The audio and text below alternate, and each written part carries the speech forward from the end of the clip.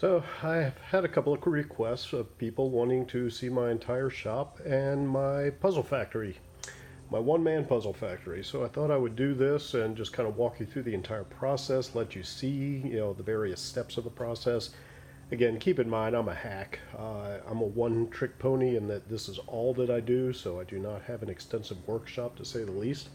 But anyway, coming into my garage, I've got my goodies for everything that I need whenever I have an event. A lot of it is still actually loaded in my other vehicle because I got another event coming up Saturday.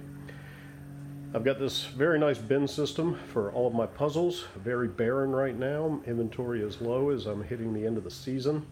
I've actually got about 250 puzzles crated up ready for my Saturday event. Just stepping in, this plastic room is where I do all my cutting. Did it for two reasons. One was dust control, the other one was temperature control. I live at the coast of North Carolina. It gets very, very hot during the summer. In the garage, it gets up to about 96 degrees. Within the cutting area, again, very basic setup. I do have an air conditioner that I get to blow right on me. My good old DeWalt. I'll go into detail about my saw choice. I do have a nice little bookcase type rack over here that holds everything that I'm working on, including my blades, pen, paper. I even have a little space heater for when I need that.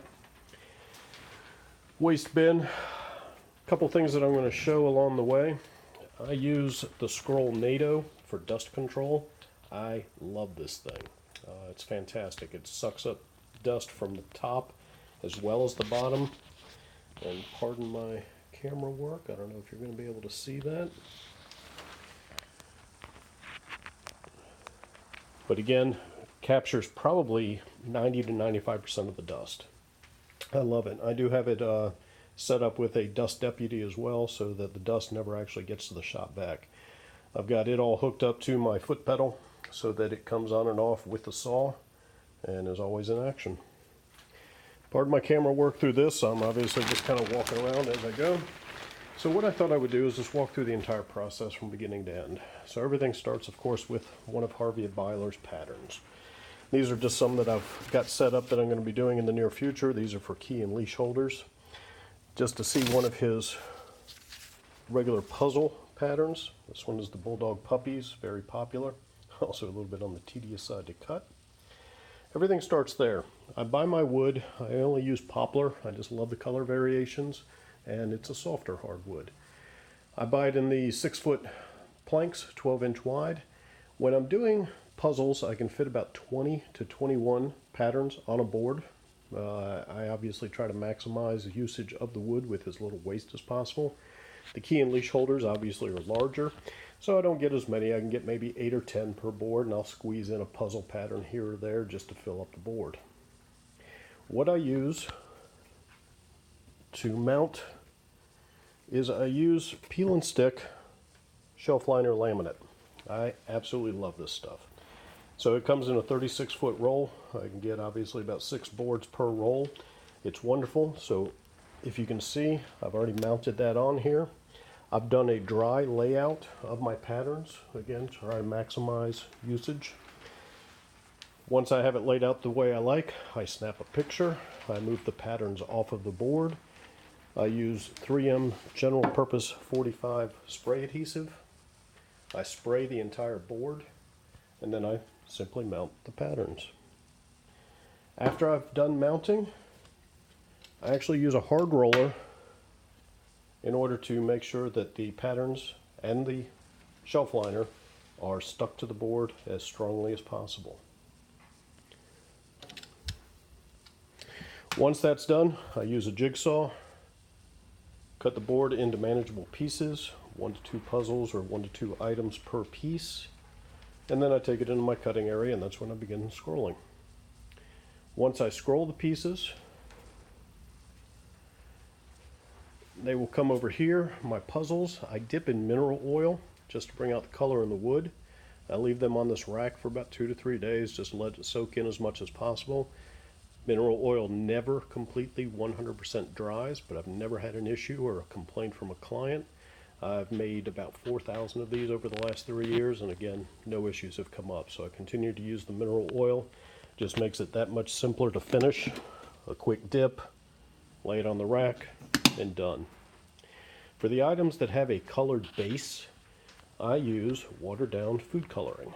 I use distilled water because I've set up sizable batches to use, and it works great. Obviously it's kid and pet friendly, and it does very well. I can control the vibrancy of the color. For the brown, I use RIT dye, and that works well. It just gives it a nice brownish tint to it. Those little fishes in the back are green. Again, that's food coloring, watered down food coloring. So this is my coloring station, if you will. Just a quick glance at my haphazard mess here, and as you can tell, I did not bother to clean anything up just for you guys. Over here are the finished products. This is where these are leash and key holders that I have made this week.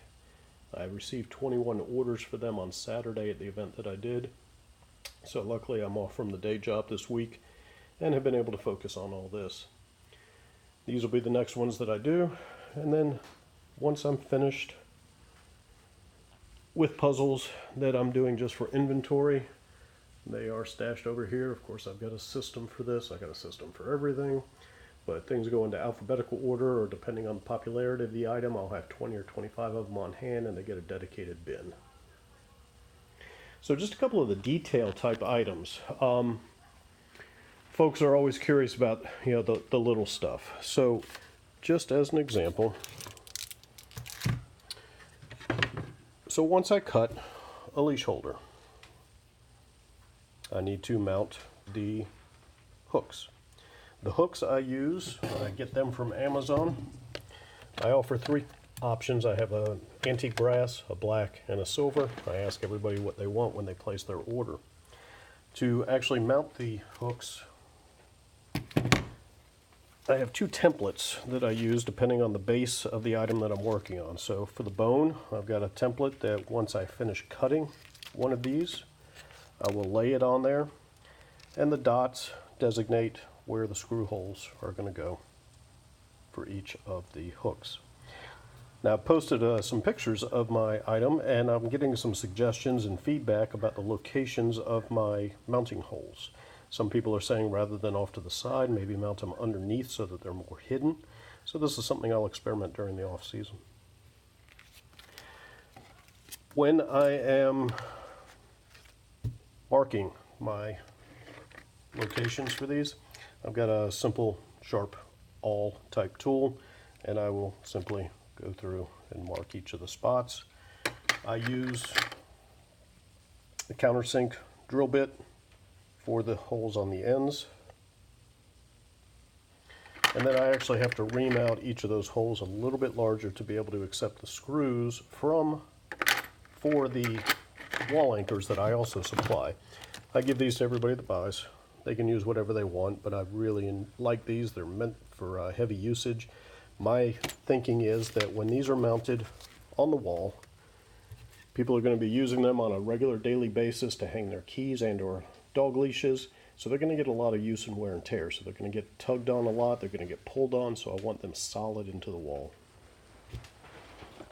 A couple of other things that I just wanted to point out as I'm going through these things. I'm just thinking them through, but really the only tools that I absolutely need are a drill press for drilling the internal holes, jigsaw. I do use a heat gun for shrink wrapping of all my items. Again, this operation couldn't be any simpler. Whole idea is efficiency. Just a quick turnaround again. I do have a nice toolbox with all sorts of goodies. My saws. Let's chat about this. So, I've always been using a DeWalt. Been very happy with them early on. However, I wear one out about every 15 months. And that's no fault of the saw. It's just that because of the heavy use that I put on them, and I'm not gentle, it's my fault. I'm very hard on them. But I wear one out every 15 months, so I actually started looking at other saws. I tried and bought a Hawk, brand new. hated it. It was not aggressive enough in its cutting, so I was very unhappy. I wound up donating it to a local organization that gets kids doing woodwork. So I donated that one. Next one I tried, I bought the Pegasus when they came out recently.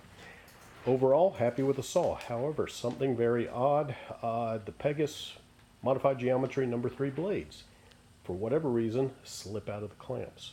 I was having a heck of a time with this. I worked with the local Pegasus representative, and we just couldn't figure it out. So Pegasus is now back out here. This is my backup DeWalt. I've gotten to the point where I really don't want to have any downtime, so I always keep one backup always on hand. If there's anybody near the coast of North Carolina that would like a deal on a Pegasus saw that's barely been used, let me hear from you. I'll make it worth your while to come out and get it. Everything else, again, is all about efficiency. Again, these are the boards. I just got back from Lowe's, hit the mother lode today, and was able to get 4 boards today.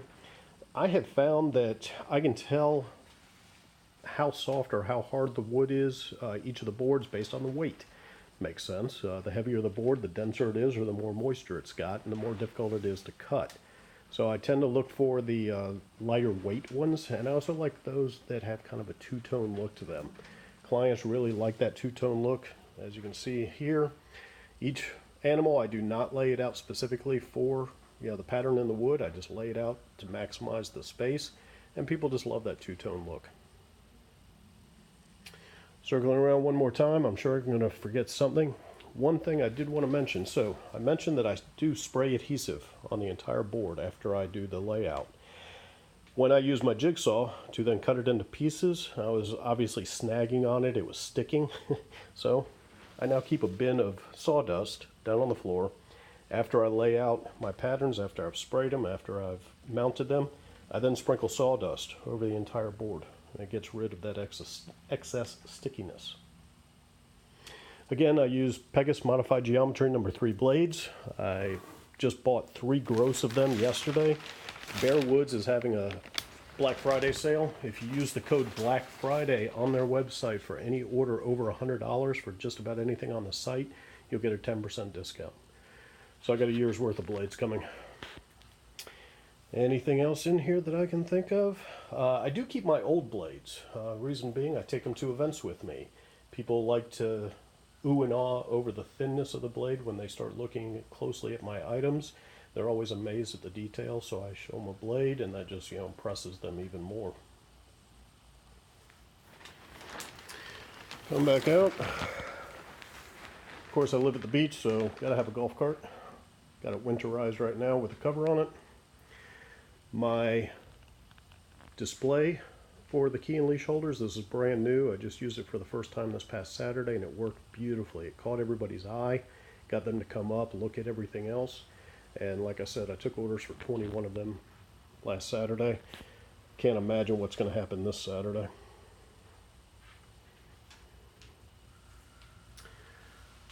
Again, I'm sure I forgot a couple of things, but I just wanted to kind of give everybody a glance into my world. My one-man puzzle factory. Talk with you soon.